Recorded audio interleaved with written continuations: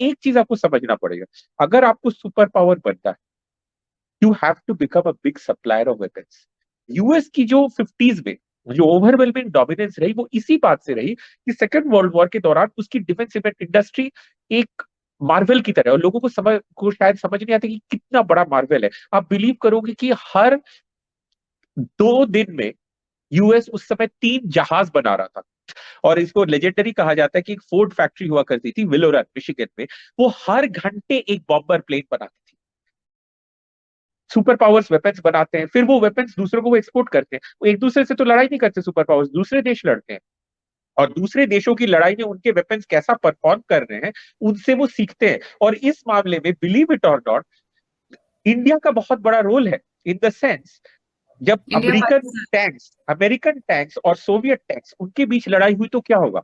इसका सब आप बिलीव करोगे कि यूएस ने बहुत केयरफुली, शायद जितना केयरफुली हमने नहीं पढ़ा होगा, अमेरिकन ने 65 और 71 की लड़ाई को उससे भी ज्यादा ध्यान से पढ़ा है। क्योंकि सेकेंड वर्ल्ड वॉर के बाद दुनिया की जो सबसे बड़ी टैंक बैटल्स हुई है, वो इंडिया और पाकिस्तान के बीच में हुई है। तो S Jaishankar last year Nicosia गए, तो साइप्रस और टर्की की दुश्मनी है। अब आपको याद होगा कि जब आर्टिकल 370 हमने हटाया, तो टर्की ने हमारे देश में मेडल करने की कोशिश की, तो हम पीछे नहीं है। उसका जो दुश्मन है साइप्रस, इसीलिए साइप्रस और टर्की की नहीं बनती। हम लोग साइप्रस के पास पहुंच गए, और साइप्रस को हम लोग इसलिए मिलिट्री सामान बेच रहे हैं,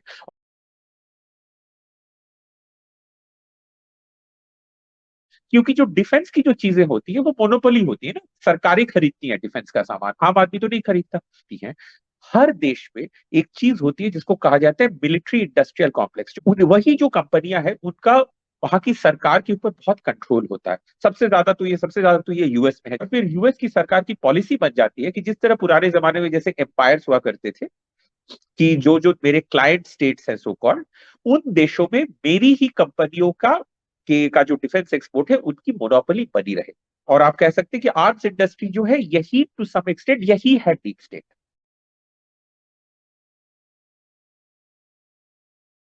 इधर आर्मेनिया और अजरबैजान की जो लड़ाई रही, उसमें ड्रोन्स का जो परफॉर्मेंस रहा, उससे पूरी दुनिया अलर्ट हो गई कि देखो एयरफोर्स का जमाना गया, अब ड्रोन का जमाना आया।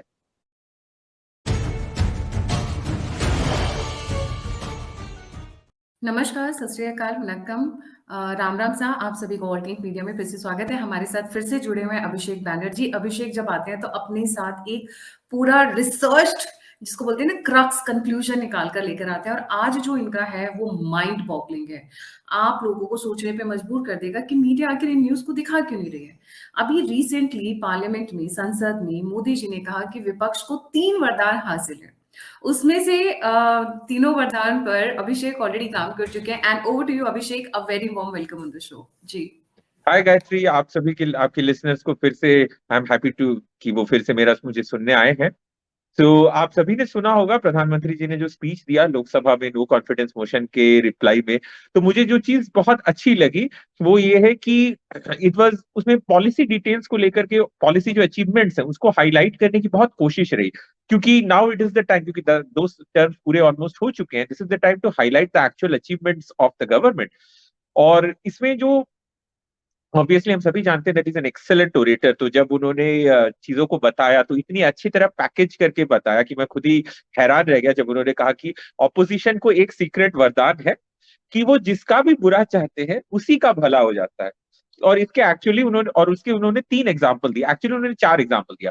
पहला उन्होंने कहा सबसे बड़ा प्रूफ तो मैं इसका खुद ही हूँ, कि 20 साल से आप लोग मोदी का बुरा चाह रहे हो और मेरा भला होते जा रहा है। लेकिन उसके अलावा उन्होंने 3 एग्जाम्पल दिए। पहला एग्जाम्पल दिया बैंकों का, कि पब्लिक सेक्टर बैंक डूब रहे हैं, खत्म हो रहे हैं, ये कहा गया। अभी देखो पब्लिक सेक्टर बैंक कहाँ से कहाँ पहुंच गए हैं। तो सबसे पहले मैं चाहूंगा कि डिटेल्स में आप देख सकते हो, ये रहा प्रोटेस्ट। हाँ, ये इस पर हम लोगों ने, आपके व्यूअर्स को याद होगा कि हमने एक पूरी चर्चा की थी, एक पूरा डिटेल में बताया था कि किस तरह पब्लिक सेक्टर बैंकों को बचाया गया है। और अभी सारे बैंकों के क्वार्टर 1 के रिजल्ट्स आ रहे हैं। और अभी सब आप तो एसबीआई का देख सकते हो, मैंने आई वुड सजेस्ट कि आप मेरा ट्वीट शेयर करें स्क्रीन पर, जो कि बताता है कि लेटेस्ट जो सिचुएशन है उसमें एसबीआई का प्रॉफिट इस क्वार्टर में हुआ है, बढ़ा है। Profit is increase by 178%। और उसके साथ ही एसबीआई इंडिया की सबसे प्रॉफिटेबल कंपनी बन चुका है। फिर यहाँ तक कि रिलायंस इंडस्ट्रीज से भी वो आगे बढ़ चुका है। तो इस डेटा को देखने के बाद I would like to people to remember कि किस तरह से प्रोटेस्ट किया गया। अभी इसी जनवरी फरवरी में प्रोटेस्ट किया गया, कहा गया सेव एसबीआई, एसबीआई डूब रहा है। एसबीआई कहाँ डूब रहा है? It's the most profitable country company in the whole country right now. और सिर्फ एसबीआई ही नहीं, बाकी सारे बैंकों, पब्लिक सेक्टर बैंकों के भी जो Q1 के नतीजे आए वो बहुत ही अच्छे हैं। उनका Q1 में उनका जो प्रॉफिट है वो करीब 35,000 करोड़ हो गया, जो कि पिछले क्वार्टर के, मतलब पिछले लास्ट ईयर इसी क्वार्टर के मुकाबले और दो गुने से भी ज्यादा है। तो public sector banks are doing great. So ये पहला एग्जाम्पल मोदी जी ने दिया। दूसरा एग्जाम्पल उन्होंने दिया जो डिफेंस पब्लिक सेक्टर, खास करके हैल की बात चल रही है। और आप सभी को याद होगा कि 2019 का जो इलेक्शन हुआ उसमें सबसे बड़ा मुद्दा ऑपोजिशन की तरफ से यही बनाया गया था कि हैल डूबने वाला है। तो उस पर तो हम पूरी तरह से आज की व्यापक चर्चा करेंगे। बट तीसरा एग्जाम्पल मैं जल्दी से जाऊंगा क्योंकि उसको भी हम लोग जस्ट आज टच करके ही निकल जाएंगे। वो रहा एलआईसी का, तीसरा जो मोदी जी ने एग्जाम्पल दिया। इसमें भी आप देख सकते हैं कि विपक्ष का एक तरह से कहा जाए तो किस तरह मजाक उड़ना चाहिए। आप देख सकते हैं जनवरी फरवरी में उसी प्रोटेस्ट में बैनर लेकर के खड़े हैं ये लोग, सेव एलआईसी। तो एलआईसी का भी अभी जो Q1 का जो नतीजा आया है उसमें उनका प्रॉफिट बढ़ा है 14 गुना। किसी का प्रॉफिट 14 टाइम्स बढ़ जाए और आप बोल रहे हो कि सेव एलआईसी। और ये इस क्वार्टर के नतीजे हैं, पिछले साल के नतीजे, what is the result of the previous financial year, उसमें एलआईसी का प्रॉफिट 9 गुना बढ़ गया था। सो एलआईसी की जो हालत है बहुत ही अच्छी है राइट नाउ। सो एलआईसी, एसबीआई, सारे पब्लिक सेक्टर बैंक्स बहुत ही ज्यादा अच्छा कर रहे हैं। एंड नाउ हम लोग आएंगे आज का जो मेन, जो मुख्य जो विषय है वो हम लोग हैल पे आएंगे और डिफेंस पीएसयूज पे आएंगे। तो सबसे पहले मैं बता दूं कि पिछले 5 साल में हैल का जो स्टॉक प्राइस है, आप कंपनी की हालत क्या है ये आप इसी से समझ सकते हैं कि उसका स्टॉक प्राइस 5 गुना हो गया पिछले 5 साल में। और अभी हैल का जो ऑर्डर बुक है वो पूरी तरह भर चुका है, थी करीब 84,000 करोड़। 84,000 करोड़ में उसका ऑर्डर बुक भरा हुआ है। और अभी अभी जो उनकी सबसे बड़ी उपलब्धि रही हाल की, वो ये है कि अर्जेंटीना की डिफेंस मिनिस्ट्री के साथ उनका करार हुआ है कि हम लोग उन्हें हेलीकॉप्टर्स, लाइट और मीडियम यूटिलिटी हेलीकॉप्टर हम उन्हें सप्लाई करें। नाउ ये एक्चुअली हमारे डिफेंस सेक्टर के लिए बहुत ही बड़ी उपलब्धि है, क्योंकि जो मेजर जो हार्डवेयर है वो हम लोग अब छोटे छोटे कंपोनेंट्स तो बहुत एक्सपोर्ट करते हैं पूरे देश में, पूरी दुनिया भर में। लेकिन एक बड़ा सा कोई आइटम जो हमारा फ्लैगशिप आइटम हो, जो बेच सके, जैसे फ्रांस जैसे वो रफाल बेचता है राइट, वो एक बहुत बड़ा आइटम है, उसकी कॉस्ट भी बहुत ज्यादा होती है। सो वो उसका फ्लैगशिप आइटम है, वो रफाल बेचता है, वो स्कॉर्पियन सबमरीन बेचता है।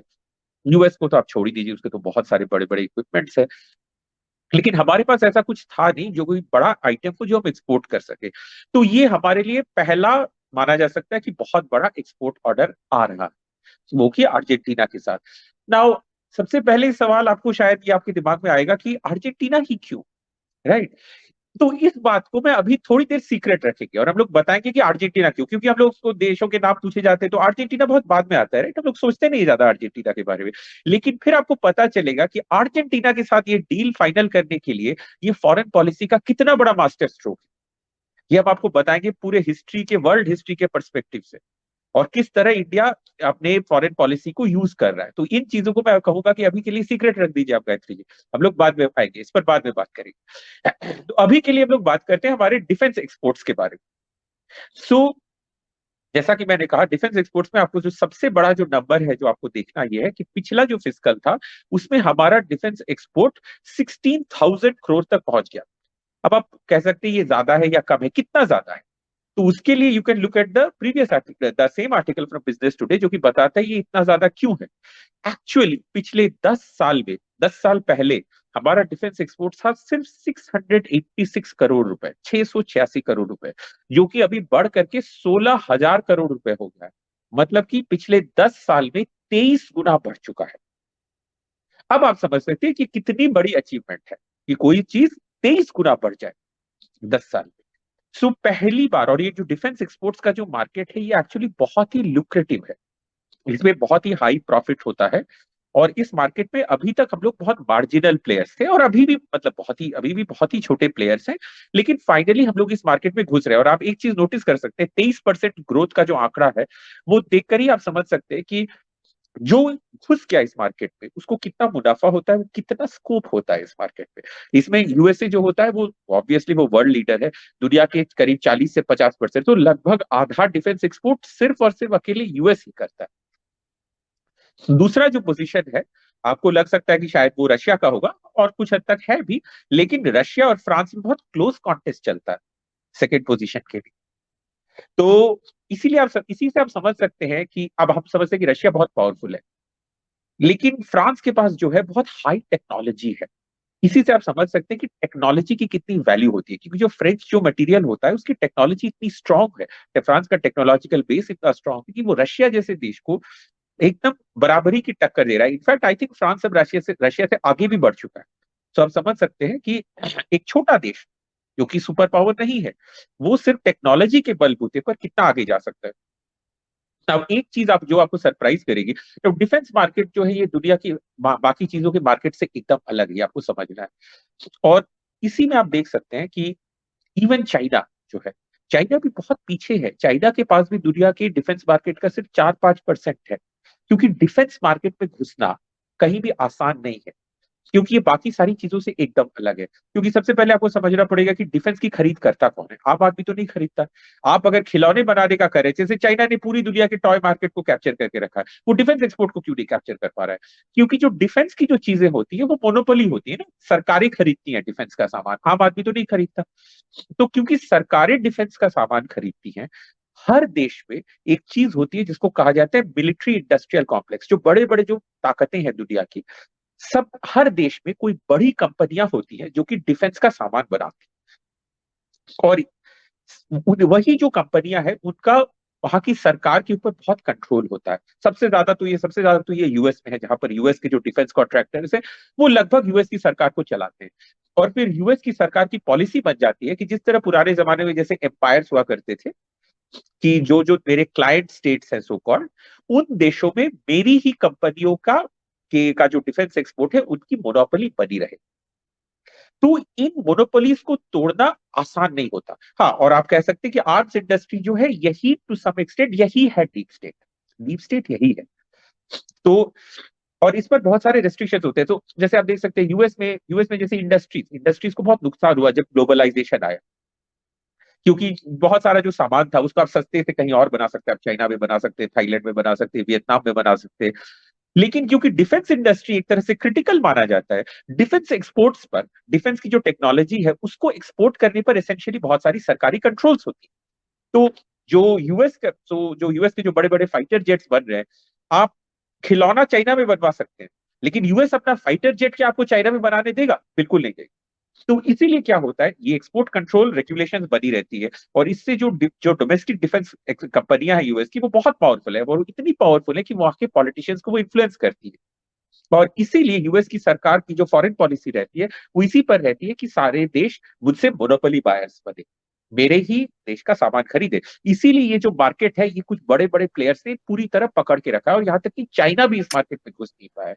इस मार्केट में जगह बनाना बहुत ही मुश्किल है।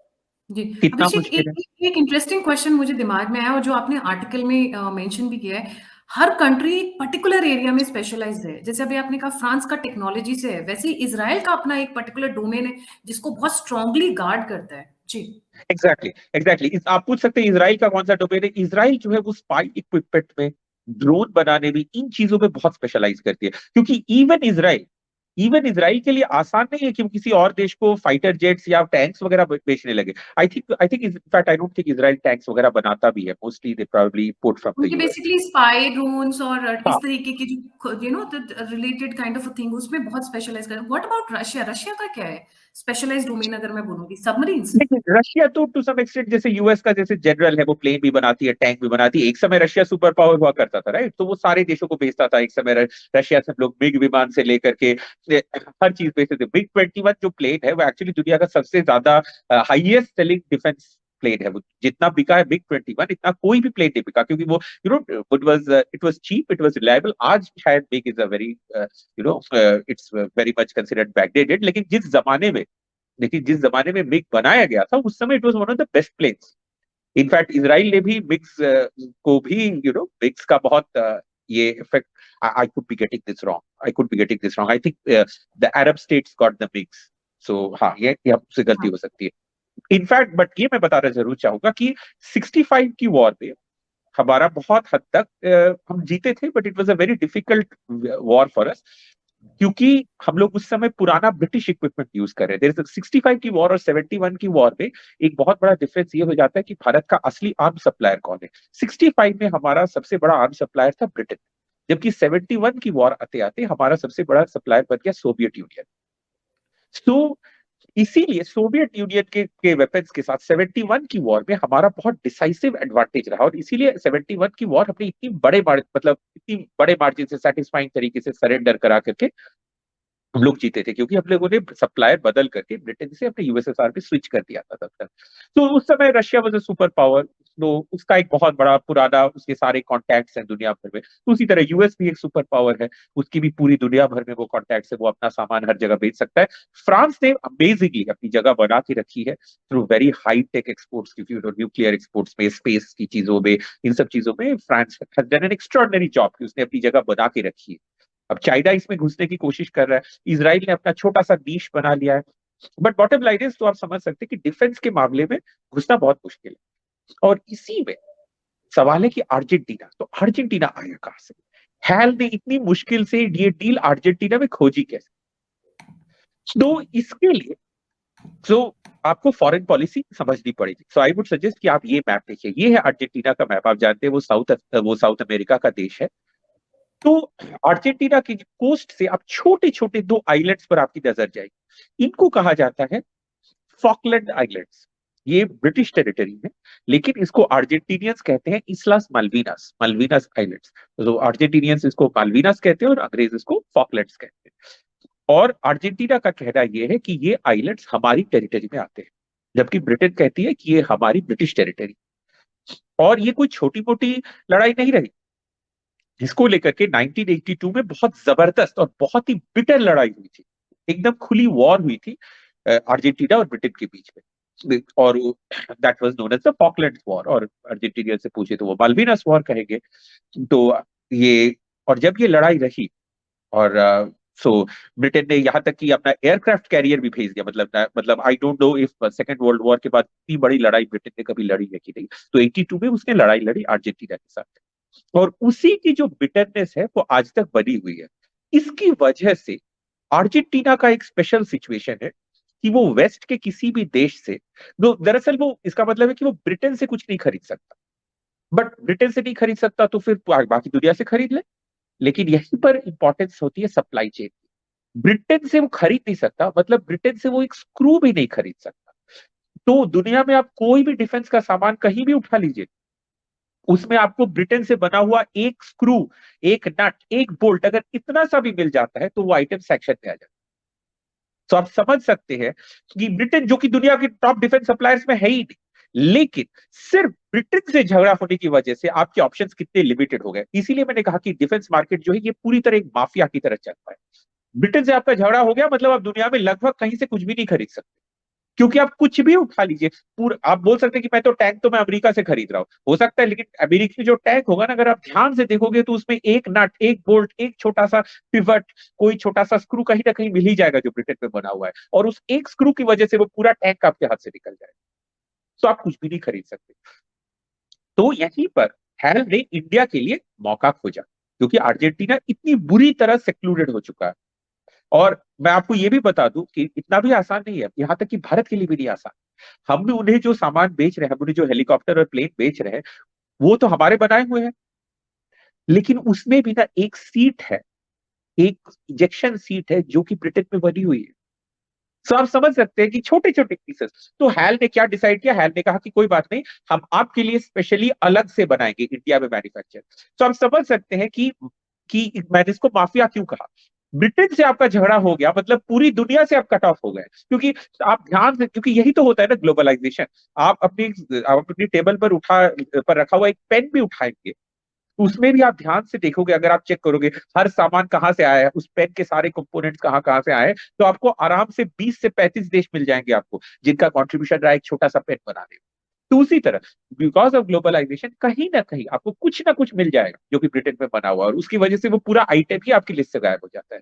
तो हेल ने इतनी मेहनत से इस एक देश को खोजा कि मोनोपोली में घुसने के लिए स्क्वीज किया। तो अर्जेंटीना में एक और हमने एक तरीका निकाला।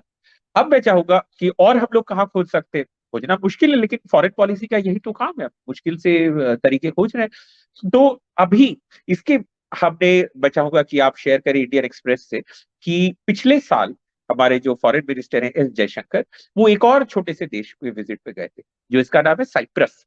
और वहां जाकर के हमने एक डिफेंस का एग्रीमेंट कर लिया कि हम उन्हें सामान सप्लाई करने वाले हैं। और उसी तरह एक और देश, अभी आई थिंक 3-4 दिन पहले ही रिपोर्ट आई थी, जिसको हमने चुपचाप मिसाइल बेचे, और वो देश है आर्मीनिया। तो अब आपको लग सकता है कि ये दो देश क्यों, जैसे हर चीज की अब एक कहानी बन जाती है, अर्जेंटीना क्यों, तो उसी तरह साइप्रस क्यों, आर्मीनिया क्यों। तो इसीलिए यहां पर नाम आता है किस देश का, यहां पर नाम आता है टर्की का। तो मैं चाहूंगा कि आप एक बार साइप्रस का मैप दिखा दीजिए। हाँ, तो ये तो प्रिंट का आर्टिकल है, जो बताता है कि आर्मीनिया को हमने मिसाइल्स बेची।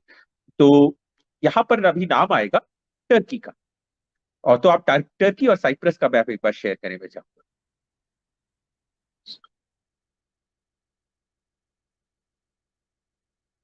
हाँ, सो आप देख सकते हैं ये छोटा सा आइलैंड है साइप्रस, और ऊपर ही है टर्की। लेकिन यहाँ भी एक मजेदार इतिहास है, क्योंकि ये जो आइलैंड है इसके बीच में से आप देख रहे हैं कि एक लाइन जा रही है। सो साइप्रस जो देश है वो रिपब्लिक ऑफ साइप्रस है, और वो एक्चुअली इस आइलैंड के सदर्न पार्ट को कंट्रोल करती है। जबकि इसका जो नॉर्दर्न पार्ट है वो एक अलग देश है, कोट अनकोट, जिसका नाम है Turkish Republic of Northern Cyprus. दरअसल वो टर्की ने अटैक करके उसको ऑक्यूपाई करके रखा है। तो वो जो सो कॉल्ड देश है Turkish Republic of Northern Cyprus, उसकी कोई मान्यता नहीं है, पूरी दुनिया में कोई मान्यता नहीं है। लेकिन उसने आधा ऑक्यूपाई करके रखा है साइप्रस के आइलैंड को। पूरी दुनिया इंटरनेशनली साइप्रस को पूरे आइलैंड पर रिकॉग्नाइज करती है, लेकिन फंक्शनली जो साइप्रस है वो सिर्फ सदर्न साइप्रस है। तो उसकी कैपिटल है निकोसिया। तो S Jaishankar last year Nicosia गए। तो साइप्रस और टर्की की दुश्मनी है। अब आपको याद होगा कि जब आर्टिकल 370 हमने हटाया, तो टर्की ने हमारे देश में मेडल करने की कोशिश की। तो इसका जवाब मिलना चाहिए कि नहीं कर मिलना चाहिए, जैसे मोदी जी कहते हैं ना, मित्रों इसका जवाब मिलना चाहिए कि नहीं मिलना चाहिए। तो बिल्कुल मिलेगा। तो अगर टर्की को हमारे इंटीरियर मामलों में अगर उसको इंटरफेयर करना है, तो हम पीछे नहीं है। उसका जो दुश्मन है साइप्रस, इसीलिए साइप्रस और टर्की की नहीं बनती। हम लोग साइप्रस के पास पहुंच गए, और साइप्रस को हम लोग इसलिए मिलिट्री सामान बेच रहे हैं। और साइप्रस की हालत और तरह से भी प्रॉब्लमेटिक है, क्योंकि due to historical reasons Turkey सिर्फ हमारा दुश्मन नहीं है, टर्की नेटो का भी हिस्सा है। Turkey is also NATO member. और क्योंकि वो नेटो मेंबर है, अगर टर्की से किसी की दुश्मनी हो जाती है, तो टू सम एक्सटेंट, पूरी तरह तो नहीं बट टू सम एक्सटेंट आप मान सकते हो कि आपने तो अमेरिका से ही दुश्मनी मोल ली। तो अमेरिका का दुश्मन बनकर जिंदा रहना बहुत मुश्किल है। तो इसीलिए जिस तरह से अर्जेंटीना अलग थलग पड़ गया है, उसी तरह से साइप्रस भी अलग थलग पड़ गया है। तो इसीलिए एस जयशंकर पहुंचे साइप्रस, और फिर हम लोगों ने उनके साथ एक डील कर ली। और इसी तरह तो आप एक और देश का नाम क्या है, हमने कहा कि हमने अभी भी आर्टिलरी और मल्टी बैरल रॉकेट लॉन्चर्स पहुंचा है आर्मीनिया को। तो यहाँ पर आप एक और मैप देख सकते हैं। तो इस मैप में आप देख सकते हैं कि टर्की है, आर्मीनिया है, अजरबैजान है। अब होता क्या है, आर्मीनिया और टर्की की बहुत पुरानी दुश्मनी है, 1915 से। वहां पर एक्चुअली इसको दुश्मनी नहीं कहा जा सकता, क्योंकि वहां पर एक बहुत बड़ा मैसेकर हुआ था, एक बहुत बड़ा जेनोसाइड हुआ था, आर्मीनियन जेनोसाइड। तो टर्की में जो कैलिफेट है उसने एक जेनोसाइड किया था करीब 2 मिलियन आर्मीनियंस का। तो ये so this is one of the biggest events of the first world war. लेकिन इसी वजह से आज भी टर्की और आर्मीनिया की रिलेशनशिप बहुत खराब है। तो आप देख सकते हैं ये जो छोटा सा देश है आर्मीनिया, इसके एक तरफ टर्की है, दूसरी तरफ अजरबैजान है। अजरबैजान जो देश है वो भी एक टर्किक रिपब्लिक है। सो वो एसेंशियली अजरबैजान और टर्की वो एक ही है, वो भाई भाई है एक दूसरे के। तो वो एक दूसरे को सपोर्ट करते हैं। तो इसलिए आर्मीनिया और अजरबैजान की बहुत बड़ी दुश्मनी है। और खासकर यहाँ पर एक छोटा सा लैंड है जो कि इस मैप पे नहीं दिखाया जा रहा है, जिसका नाम है नगोर्नो काराबाख या आर्टसाक, डिपेंड्स ऑन जिस आप किससे पूछे, जैसे फॉकलैंड्स और मालविनस। सो आर्मीनियंस उसको कहते हैं आर्टसाक, और अजरबैजानीज जो है वो इसको कहते हैं नगोर्नो काराबाख। तो इस लैंड को लेकर के आर्मीनिया और अजरबैजान की बहुत पुरानी लड़ाई है। और ये लड़ाई 2020 में भी, ये चीज कोविड के वक्त ज्यादा चर्चा में नहीं आई, लेकिन बहुत बिटर वॉर हुई। और बहुत पुराने जमाने में जिस तरह से लोग एक दूसरे के देशों में घुस जाते थे और सिंपली सिविलियन पॉपुलेशन को बहुत बुरी तरह से मारते थे, और बहुत ही ब्रूटल तरीके से 2020 में भी वॉर हुई अजरबैजान और आर्मीनिया के बीच में। तो आर्मीनिया भी टर्की का दुश्मन है, अजरबैजान का दुश्मन मतलब टर्की का दुश्मन है। तो इसीलिए हमने आर्मीनिया को भी मिसाइल्स भेजी है। और जैसे आप प्रिंट की रिपोर्ट देख सकते हो कि ये जो मिसाइल्स हैं ये हमने ईरान के थ्रू भेजी। ईरान के साथ भारत के रिश्ते अच्छे हैं, वो हमारा एलाई है। तो हमने ईरान के पोर्ट में, छबार पोर्ट पे शायद, अब ये तो बहुत सारी चीजें स्पेक्यूलेशन में आती है, हमने ईरान के पोर्ट पे उतारा अपना सामान, फिर ईरान ने ओवरलैंड उसको ट्रांसपोर्ट करके आर्मीनिया तक पहुंचा दिया। तो इसीलिए सो सो आप देख सकते हैं कि टर्की को कैसे कॉस्ट बन रहे। So Turkey is furious with us, Turkey हमसे बहुत गुस्सा है, टर्की और अजरबैजान हमसे बहुत गुस्सा है, बट उससे क्या फर्क पड़ता है? तुम, हमने तो नहीं बोला था ना तुमको 370 को लेकर के इंटरफेयर कर दे। तो अगर अगर तुम इंडिया से इफ यू पोक द बेयर, अगर आप हमें परेशान करोगे तो हम लोग चुप तो नहीं बैठेंगे ना, हम लोग भी दिखाएंगे कि तुम्हें, कि तुम्हारे साथ क्या क्या बुरा हो सकता है। सो अभी टर्की के जितने भी दुश्मन है, वो उन सभी को इंडिया वेपन सप्लाई कर रहा है। सो इसी तरह फॉरेन पॉलिसी जो होती है, तो वो फॉरेन पॉलिसी की opportunities foreign create. Policy profit का प्रॉफिट, मतलब वो जो मोदी जी कहते हैं ना, एक टिकट पे दो सवारी, रफली कुछ वैसे ही हो रहा है। एग्जैक्टली। सो और अगर आप सोचिए तो फॉरेन पॉलिसी का यही तो काम है, यही तो काम है कि हमारे देश के जो इंडस्ट्रीज है, हमारे देश की जो कंपनियां हैं, उनके लिए मौका तैयार करना, यही तो काम है। सो अभिषेक, हम अभी मतलब इंडिया फर्स्ट पॉलिसी तो हम फॉलो कर ही रहे हैं जब बात होती है आमसे, इसमें और क्या क्या एक्सक्लूसिव पॉइंट्स हैं जो हमारे व्यूअर्स को जानना चाहिए जी? देखिए, जो मोस्ट इंपॉर्टेंट जो चीज जो की गई है in the last few years was that कि हमने अपनी फॉरेन पॉलिसी को पूरी तरह डी इमोशनलाइज कर दिया। मतलब जिसको कहते हैं इंडिया फर्स्ट, हम हमारा कोई फिलोसॉफिकल, तो ऐसा नहीं कि आर्मीनिया हमारा, आर्मीनिया से हमें बहुत प्यार है, या साइप्रस से हमें बहुत प्यार है, अर्जेंटीना से बहुत प्यार है, हमें कोई फर्क नहीं पड़ता। पॉइंट इज कि हमें बस एक ही चीज चाहिए, हमें इंडिया की इकोनॉमी को बढ़ाना है, इंडिया की कंपनियों को बढ़ावा देना है। उसके लिए फॉरेन पॉलिसी में जहां हमें जिससे दोस्ती करनी पड़ेगी हम उससे करेंगे। हम इनफैक्ट मोदी जी सबसे बड़ा बायलैटरल पैक्ट तो हम लोग अमेरिका के साथ अभी अभी कर आए हैं ना।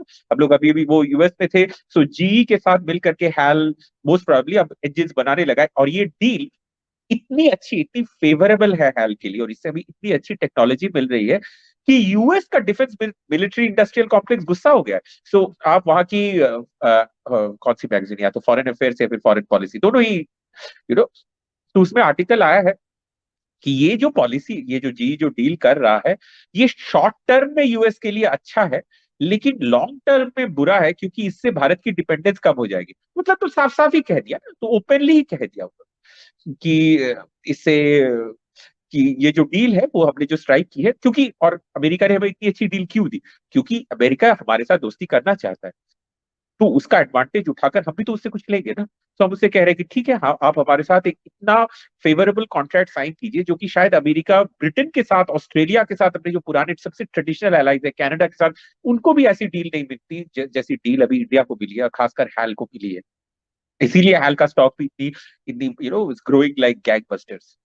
एंड एक और चीज शायद मुझे एक बार यहाँ बताना चाहिए कि इट्स नॉट जस्ट हेल। अगर आप हमारी डिफेंस इंडस्ट्री को देखें, जैसे मैंने कहा कि 23 गुना एक्सपोर्ट्स बढ़ गए, तो हमारे जितने भी डोमेस्टिक जो डिफेंस पीएसयूज हैं वो बहुत ही अच्छा कर रहे हैं। हेल का स्टॉक 5 गुना बढ़ गया है। आप माजगांव डॉक्स को दे लीजिए, माजगांव डॉक्स जो जहाज बनाती है, माजगांव डॉक्स का स्टॉक पिछले 5 सालों में 10 गुना बढ़ चुका है। मतलब कोई चीज 10 गुना बढ़े, इट्स इनक्रेडिबल। अब जीआरएससी को लीजिए, garden reach ship builders, right, उसका स्टॉक 5 गुना बढ़ गया है। आप बीडीएल को लीजिए, भारत डायनेमिक्स लिमिटेड या भारत इलेक्ट्रॉनिक्स लिमिटेड, जो जो मिसाइल्स और उनके सिस्टम्स का बनाते हैं, उनका भी स्टॉक 250-300% के पास करीब, आई थिंक एक का 225, एक का 226, करीब 250% उनके शेयर बढ़ गए। तो डिफेंस पीएसयूज में इतनी ग्रोथ क्यों हो रही है? क्योंकि जो डिफेंस सेक्टर है वो अभी हमारा सनराइज सेक्टर है। और एक चीज आपको समझना पड़ेगा, अगर आपको सुपर पावर बनना है, you have to become a big supplier of weapons. अब आपको शायद कोई फिलोसॉफिकल ऑब्जेक्शंस हो कि मौत का सामान हम क्यों बनाए, this is the kind of thing Nehru perhaps would have said. But point is कि जो दुनिया में जितनी भी सुपर पावर्स हैं, सबकी अपनी बड़ी बड़ी डिफेंस इंडस्ट्रीज होती है, जो कि सारी दुनिया को सप्लाई करती है। तो हमें भी उनमें से एक बनना है, and that is what our foreign policy is geared towards. So Abhishek, would you like to tap on something, जैसे हर कंट्री का अलग अलग है, चाइना क्या सबसे ज्यादा एक्सपोर्ट करता है अपने कंट्री से, और So वाई एक चीज और है यहाँ पे, we have to differentiate, how is India able to counter China in the arms industry area? Because जो जितनी इंफॉर्मेशन मुझे है, what I have heard from people in some good positions, people do not trust Chinese arms and ammunition for some reason, while it is opposite when it comes to arms and ammunition coming from India. जी. देखिए, China obviously हमसे कहीं ज्यादा powerful है, उसकी industry भी बहुत बड़ी है। वो भी कोशिश कर रहा है कि यूएस की जैसी ऑल अराउंड इंडस्ट्री है कि ना, राइट, की टैंक से लेकर के प्लेन से लेकर के हर चीज बेचे। तो राइट नाउ अभी चाइना का फोकस है फाइटर जेट एक्सपोर्ट करना। और दूसरा जो अभी जिस मार्केट में चाइना एक्चुअली काफी अच्छा कर रहा है, दैट इज ड्रोन की एक्सपोर्ट। और दिस इज अ सेक्टर जहां पर भारत का जेन्युइन लैग है। ड्रोन बनाने में हम लोग पीछे रह गए। ये एक जेन्युइन प्रॉब्लम है और इसको हमें सॉल्व करना है। और इसके लिए डीआरडीओ को सरकार ने बहुत पैसे दिए कि कुछ भी करके ड्रोन की जो टेक्नोलॉजी है उसमें हमें कैचअप करना है। हमें यूएस से प्रेडेटर ड्रोन्स खरीदने पड़े, काफी एक्सपेंसिव भी रहा, बट हमें अपनी इंडिजिनस ड्रोन बनानी है क्योंकि वो बहुत इंपॉर्टेंट है। और चाइना का सबसे बड़ा जो एडवांटेज हो जाता है इस मामले में, कॉस्ट का एडवांटेज हो जाता है। तो चाइना जो ड्रोन्स बना रहे हैं, इट्स वेरी कॉस्ट इफेक्टिव। तो अगर लोगों का ट्रस्ट फैक्टर कम भी है चाइनीज ये में, फिर भी वो जो कॉस्ट फैक्टर है वो इतना लुभावना हो जाता है। तो अभी के लिए हमारा फोकस जो है देश का, वो real focus is to make drones. And in fact मैंने अभी अभी अजरबैजान आर्मेनिया वॉर की बात कही, तो इनफैक्ट ये जो वॉर है 2020 में, जो डिफेंस के जो एक्सपर्ट्स होते हैं वो इन चीजों पे ध्यान देते हैं। ये जो वॉर रही, this was perhaps the first war जिसमें एयरफोर्स से भी ज्यादा, टैंक से भी ज्यादा, सबसे ज्यादा भूमिका ड्रोन्स की रही। अजरबैजान ने जो वो लड़ाई जीती, उसने कैसे जीती? उसने इसलिए जीती क्योंकि उसके पास बहुत अच्छी क्वालिटी के ड्रोन्स थे। सो पूरी दुनिया की जो मिलिट्री इंडस्ट्री, अगर आप पूछे कि इस वक्त वो क्या कर रही है, द नंबर वन थिंग जो वो कर रहे हैं वो है ड्रोन टेक्नोलॉजी। और इसलिए उनकी बहुत बड़ी लर्निंग हुई है इस अजरबैजान आर्मेनिया वॉर से। तो ये जो एक्चुअली आपको ना डिफेंस इंडस्ट्री का नेचर समझना है। पूरी दुनिया में सुपर पावर्स वेपन्स बनाते हैं, फिर वो वेपन्स दूसरों को वो एक्सपोर्ट करते हैं। वो एक दूसरे से तो लड़ाई नहीं करते सुपर पावर्स, दूसरे देश लड़ते हैं। और दूसरे देशों की लड़ाई में उनके वेपन्स कैसा परफॉर्म कर रहे हैं, उनसे वो सीखते हैं। और इस मामले में बिलीव इट और नॉट, इंडिया का बहुत बड़ा रोल है। इन द सेंस, जब इंडिया पाकिस्तान। अमेरिकन टैंक्स और सोवियत टैंक्स, उनके बीच लड़ाई हुई तो क्या होगा? इसका सब आप बिलीव करोगे कि यूएस ने बहुत केयरफुली, शायद जितना केयरफुली हमने नहीं पढ़ा होगा, अमेरिकन ने 65 और 71 की लड़ाई को उससे भी ज्यादा ध्यान से पढ़ा है। क्योंकि सेकेंड वर्ल्ड वॉर के बाद दुनिया की जो सबसे बड़ी टैंक बैटल्स हुई है वो इंडिया और पाकिस्तान के बीच में हुई है। तो एक तरफ अमेरिकन इक्विपमेंट था, एक तरफ सोवियत इक्विपमेंट था। सो उन दोनों देशों के जो एक्सपर्ट्स हैं उन्होंने, एक शायद हमारे देश के डोमेस्टिक ये लोगों ने इतने ध्यान से नहीं पढ़ा होगा जितने ध्यान से, सो हमारी जो 65 और 71 की लड़ाई है वो पूरी दुनिया के डिफेंस कॉलेजेस में पढ़ाई जाती है, क्योंकि उससे पता चलता है कि किसका इक्विपमेंट कैसा है। सो ये चीज जब मुझे भी पता चली, I was very surprise to know कि 65 और 71 की लड़ाई को सिर्फ हमारे लिए सिग्निफिकेंट नहीं है, वो पूरी दुनिया की डिफेंस इंडस्ट्री के लिए बहुत सिग्निफिकेंट है। क्योंकि उन्होंने उससे सीखा। पैटर्न टैंक की जो कमजोरियां रही, पैटर्न टैंक ने उससे पहले काफी पुअरली परफॉर्म किया। पैटर्न टैंक ने हमारे टैंकों के अगेंस्ट में काफी पुअरली परफॉर्म किया और बहुत बुरी तरह से वो बीटन हो गए 71 की लड़ाई में। तो तो उसको अमेरिकन से बहुत सीखा, क्योंकि उन्हें लगता था कि नो, जो पैटर्न टैक्स है वो टोटली अनबीटेबल है। दूसरी तरह आर्मेनिया और अजरबैजान की जो लड़ाई रही, उसमें ड्रोन्स का जो परफॉर्मेंस रहा, उससे पूरी दुनिया अलर्ट हो गई कि देखो, एयरफोर्स का जमाना गया, अब ड्रोन का जमाना आया। सो हर कोई लग गया है ड्रोन बनाने पे। This is something in which India को रियली रियली कैचअप करना है। इसीलिए सरकार बहुत पैसा दे रही है डीआरडीओ को कि कुछ भी करके ड्रोन की टेक्नोलॉजी बनाओ, इसमें जी। पीछे नहीं रह सकते। जी। And Abhishek, towards a winding up note, आपने एक बहुत अच्छी लाइन लिखी है अपने आर्टिकल में, जो आपने फर्स्ट पोस्ट पे लिखी है। उसमें you have written, we have started late and we are 100 years behind in the arms race. US ने फर्स्ट वर्ल्ड वॉर में शुरुआत कर ली थी। सेकेंड वर्ल्ड वॉर आते आते they started becoming a super power because of the arms industry they started. So in order to for us to become a super power, we need our arms and the defense industry to be at least 10 steps ahead of these people. उसके लिए चारों तरफ से हमें efforts मारनी पड़ेगी। But मैं एक चीज चाहूंगी कि इसमें जो आपने जुगलबंदी बताई है ना, between the diplomacy and the economic front, उसको आप थोड़ा सा और डिफाइन करना चाहेंगे? सो Last few lines. ये जो चीज है, जैसे हाँ, तो इसीलिए मैंने जो आर्टिकल लिखा था, मैंने उसमें 3 लोगों का नाम लिया था, मोदी जी प्रधानमंत्री, but Rajnath Singh and S Jaishankar, defence ministry और फॉरेन मिनिस्ट्री। क्योंकि देखिए, डिफेंस मिनिस्ट्री ने भी सबसे पहले हमारे देश में एक एक चीज कॉन्सेप्ट बनाई जिसका नाम रखा पॉजिटिव इंडिजिनाइजेशन लिस्ट। सो हैफेजेड चीजों से होता क्या है, हैफेजेड तरीके से खरीदारी करने के बजाय हमने एक लिस्ट बनाई कि हर आइटम जो हमारी मिलिट्री में है उसका एक कट ऑफ डेट बना दिया कि इस डेट के बाद इसको हम बाहर से नहीं खरीद। तो हमारे देश के अंदर की जो डिफेंस कंपनी है उनको पता है कि सरकार एग्जैक्टली कब क्या खरीदने वाली है, तो अकॉर्डिंगली वो प्रिपेयर कर सकती है। सो इस तरह से हमारा टारगेट ये है कि 75% हमारा जो डिफेंस इक्विपमेंट का परचेज है वो हम देश में करें। अभी जो हमारा जो पैसा है, जो डिफेंस एक्विजिशन पे जो जाता है, उसका लगभग 45% पैसा हमें बाहर भेजना पड़ता है, विच इज टेरेबल।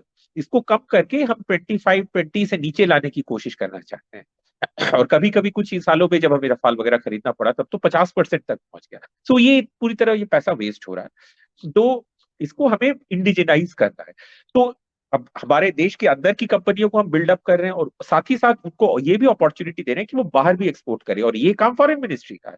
सो इन सबको एक साथ काम करना है। और एक चीज आप समझ लीजिए, कि आपने याद भी दिलाई कि बिना डिफेंस इंडस्ट्री के कोई सुपर पावर नहीं बनता। यूएस की जो 50s में जो ओवरवेलमिंग डोमिनेंस रही, वो इसी बात से रही कि सेकेंड वर्ल्ड वॉर के दौरान उसकी डिफेंस इंडस्ट्री एक मार्वल की तरह, और लोगों को शायद समझ नहीं आता कि कितना बड़ा मार्वल है। आप बिलीव करोगे कि हर 2 दिन में यूएस उस समय 3 जहाज बना रहा था, 3 ships in every 2 days। सो आप समझ सकते हैं कि किसी की इंडस्ट्रियल पावर कहां तक पहुंच चुकी है। और इसको लेजेंडरी कहा जाता है कि एक फोर्ड फैक्ट्री हुआ करती थी विलोरन मिशिगन में, वो हर घंटे एक बॉम्बर प्लेन बनाती थी। So this was the scale eight which America अपना डिफेंस प्रोडक्शन कर रहा था। और ये जो उसने अपना बेसिस बना लिया सेकेंड वर्ल्ड वॉर के दौरान, इसी से की वजह से अमेरिका सुपर पावर बना रहा और आज भी दुनिया को डोमिनेट करता है, क्योंकि उसने अपनी डिफेंस इंडस्ट्री को इतना बड़ा बना लिया। सो इंडिया को भी अगर वहां पहुंचना है, अगर सुपर पावर बनना है, तो हमें भी अपनी इंडस्ट्रियल कैपेसिटी को वहां तक पहुंचाना पड़ेगा। ये रघुराम राजन का सर्विसेज वगैरह से नहीं होगा। हाँ, अब लोगों को we have to do serious manufacturing. So thank you so much Abhishek for joining. Your point of views are really amazing, और आप जो बातें रिसर्च कर कर लेकर आते हैं वो हमेशा वैल्यूबल होती है, और द ऑल्टरनेट मीडिया के सभी व्यूअर्स को बहुत पसंद आती है। पर जाने से पहले सभी व्यूअर्स को डांट कर बोल रही हूँ, don't forget to like subscribe and share the alternate media. और अगर आप कंट्रीब्यूट करना चाहते हैं, मुझसे जुड़ना चाहते हैं, आप अभिषेक की तरह आकर कोई रिसर्च आर्टिकल शेयर करना चाहते हैं, प्लीज बी माई गेस्ट। इसी के साथ जय हिंद, जय श्री राम, हर हर Mahadev. Don't forget to like subscribe and share. Thank you Abhishek. Thank you.